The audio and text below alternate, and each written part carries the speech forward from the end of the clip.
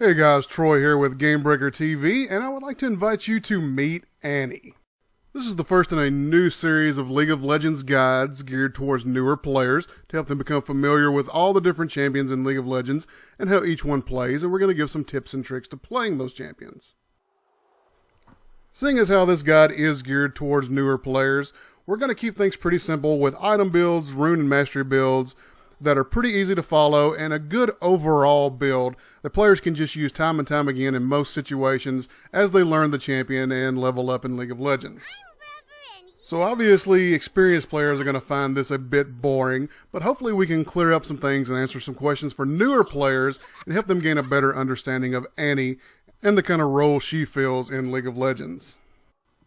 So who is Annie?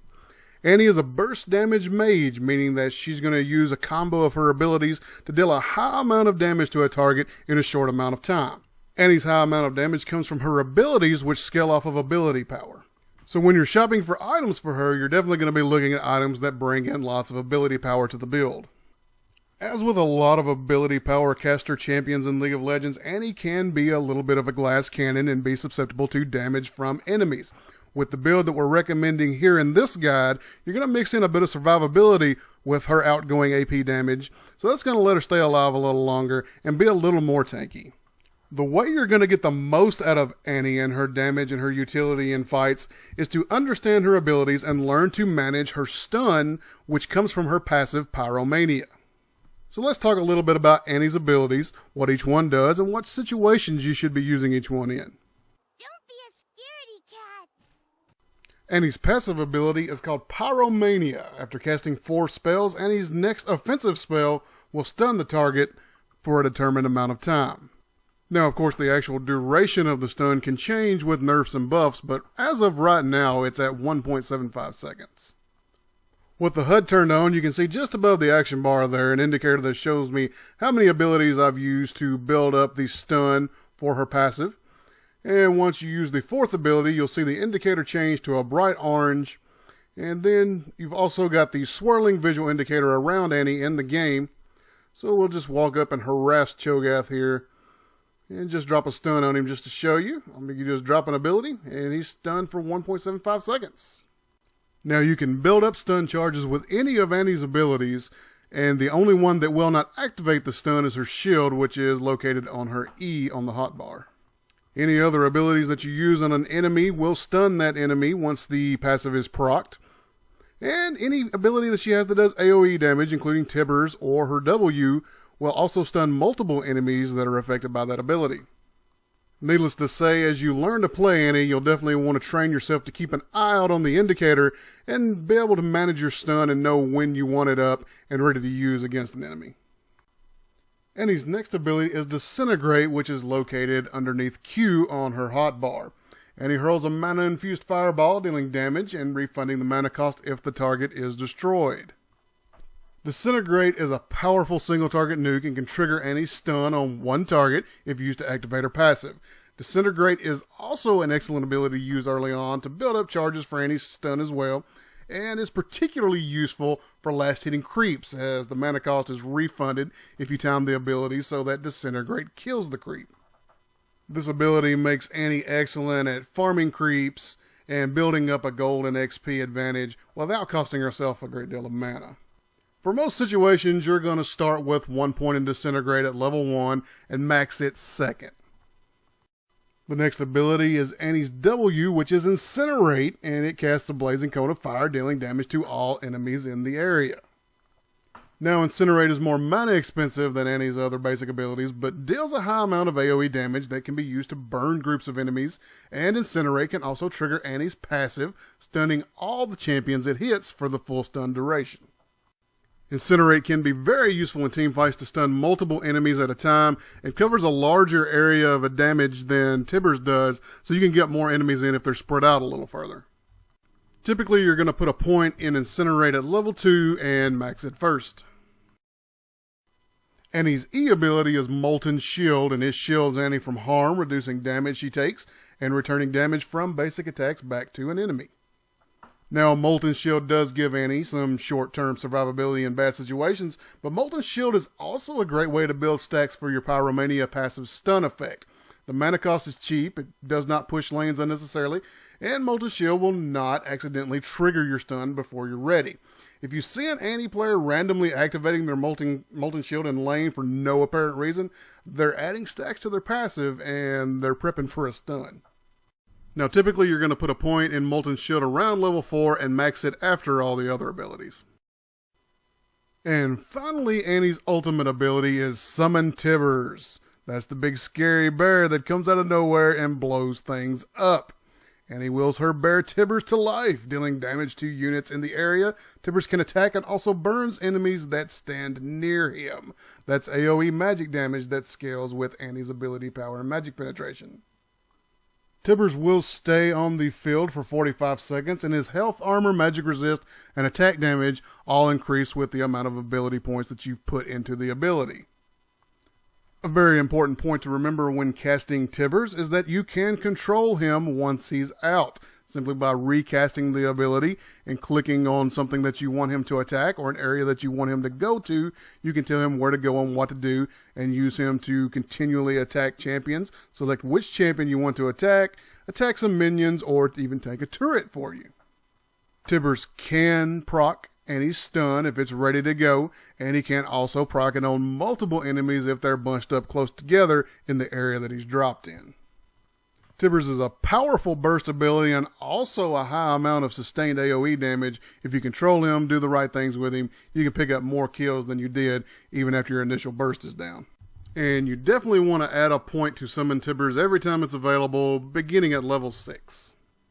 Now that we've talked about Annie's abilities, let's take a look at some items that are good for beginners to build for her. Now, like I said at the beginning, we do want to keep this guide simple for beginners, but I am going to offer you 3 different suggestions for starting items, and I'll tell you when to use each one and why they're good for that situation. The first starting items we're going to talk about are Boots of Speed and 3 health potions. Now, this is a good basic starting setup for any time you're learning a new champion that's going to give you mobility to get in and out of spots that you want to be in or not be in, as well as 3 health potions for sustain in lane to keep yourself in lane longer, gathering gold and XP. The next possible starting item setup we're going to talk about is cloth armor and 5 health potions. Now, as a solo lane AP caster as Annie, most of the times you're going to go up against other solo lane AP casters, but occasionally you are going to find yourself matched up against an attack damage champion on the other side. When you know you're going to lane against something like a Talon or a Zed, it can be smart to start with cloth armor and 5 health potions. The cloth armor is going to help negate the physical damage that AD champions do, and of course you're going to have 5 health potions to help you sustain in lane and stay longer in case you do take damage. Cloth armor does also build into a Seeker's Arm Guard, which is going to give you additional armor as well as some ability power and a scaling passive. So if you're pretty sure you're going to be taking a lot of physical damage, you may want to consider starting cloth armor and 5 health pots. And finally, once you become a little more comfortable with Annie, you can always start with a Doran's Ring starting item. Now, if you do start Doran's Ring, it is going to cost you all of the gold that you start the game with, but it is going to come with some additional health, some additional ability power, some mana regen, and it's also going to restore some mana upon killing an enemy unit. So if you think you're going to have bigger problems regenerating mana than regenerating health, a Doran's Ring may be for you. The big plus side to starting with the Doran's Ring is that it's going to let you be very aggressive in lane and get off a lot of harass, and that's something that Annie just excels at. Now, of course, there are other starting setups out there, and you can look into those once you become more familiar with the game and Annie in particular. But for now, we're just trying to keep it simple and give you a nice base starting set of items to begin with. Next up, we're going to talk about the first couple of items you pick up the first time you go back to base. The first 2 items I'm going to recommend for this beginner's build are Catalyst of the Protector and Sorcerer's Shoes. The Catalyst is going to give you some bonus health and some bonus mana, as well as has a passive that's going to give you some restored health and restored mana every time you level up, so the earlier you pick that up, the more benefit you're going to get from it. The Sorcerer's Shoes are going to give you a little extra mobility with a little additional movement speed, as well as some more magic penetration to help your ability power get through to your target and do more damage. Try to stay in lane long enough to be able to afford to purchase both items when you go back to the shop for the very first time, but if you're getting harassed in lane and trying to not give up a kill and go ahead and base early, then I recommend prioritizing the Catalyst and then picking up the Sorcerer's Shoes just as soon as you can. Once you have your Catalyst and your Sorcerer shoes, the first big item we're going to recommend you build into is Rod of Ages. This is going to grant a great deal of survivability as well as some additional damage for Annie. And it's going to be a great item for beginners to help keep Annie alive as well as still dish out some damage. Now the reason you want to build Rod of Ages as early as you can is because it has a passive that gives a stack every minute once you have it, and that stack's going to give you additional health, additional mana, and additional ability power. Now this passive can stack up to 10 times, so obviously you're going to need to have Rod of Ages for 10 minutes before you get its maximum potential. The earlier you have it, the sooner you're going to get those maximum stacks, and the more likely you're going to have those for the whole duration of a game. Rod of Ages also keeps the passive from Catalyst of the Protector, which grants you a return on health and mana every time you level up. So it's a decent first item for beginners. It's going to give you some survivability as well as some ability power, which is never a bad combination. After you've completed your Rod of Ages, the next big item you're going to want to go for is a needlessly large rod into a Rabadon's Death Cap. The Rabadon's Death Cap is the bread and butter item of pretty much every AP-based champion in League of Legends.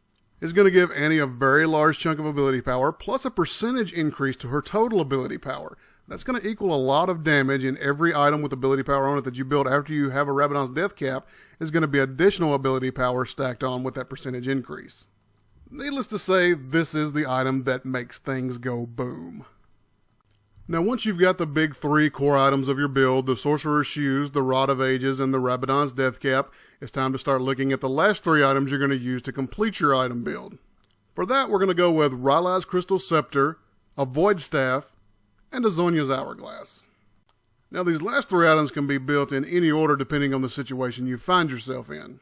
For instance, if you find yourself taking a little bit extra damage or you have trouble with other enemies getting away from you, you can purchase the Rylai's Crystal Scepter, which is going to give you some additional health, as well as a slow that's going to be added to your abilities anytime you use them on an enemy. Now, if you find yourself the focus of the enemy team's frustrations, or you built a Seeker's Arm Guard earlier to protect yourself against an attack damage champion, you may want to consider building a Zhonya's Hourglass after your core item build is done. It's going to give you additional survivability plus an active that's going to let you turn into a golden statue that is immune to all attack damage and CC that comes for a short duration. If you're lucky enough to just be able to stand in the back and just do tons of damage, you may want to consider building the Void Staff after your first 3 core items are done. It's going to give you additional magic penetration with a fair amount of ability power, and it's going to allow Annie to just keep nuking things and making sure things die when you attack them. You can't really go wrong building any of those last 3 items, but you can feel free to build them in any order as is deemed necessary on a per game basis, depending on what's going on with team fights or the laning phase, and just overall what's happening in the game. For Masteries, a good base setup is 2109. Now obviously if you're not level 30 yet, you're not going to have enough points to do this entire build, but you can use this as a nice baseline to place your points as you level up and go along. Now obviously in the offensive tree, we're picking up 21 points and going down the ability power portion of that tree, and then we're moving the utility tree to pick up a few nice abilities over there. With 9 points in utility, we can pick up a cooldown on our flash, a cooldown on our summoners overall, pick up a point in cooldown for activatable items, which will help it decrease the cooldown of your Zhonya's Hourglass, and then also the 1 point in Runic Affinity is going to give you increased duration on buffs, such as the blue buff that your jungler will hopefully be giving you from the large golem camp in the jungle. When it comes to runes, if you're not level 30 yet, I wouldn't waste my time buying any of the tier 1 or tier 2 runes. Just wait till you're level 30 and save your IP and purchase tier 3 runes, as the tier 1 and 2 are going to become a complete waste of IP once you hit level 30. Once you are level 30 and have access to tier 3 runes, just go with a basic rune setup while you're learning to play Annie. That's going to consist of 9 magic penetration marks, 9 armor seals, 9 magic resistant glyphs, and 3 ability power quintessences. That setup's going to give you a nice mixture starting out the beginning of the game of ability power, damage, and survivability, which is always good, especially when you're learning a new champion. Overall, Annie is a great champion to use if you're just learning to play League of Legends, and a really fun champion to play if you're just looking to expand your champion pool. With this beginner's build, you're going to be able to survive attacks as well as still burst things down when you attack them, so that really makes it that much more fun. Just a couple of quick tips to keep in mind when you're playing Annie. In the laning phase, she does have a tendency to push lanes, which means she's going to kill a lot of creeps really fast, and you're going to find yourself underneath the enemy tower. In such situations, be sure to ward either side of the river and just keep an eye out for ganks coming from the jungler or other lanes.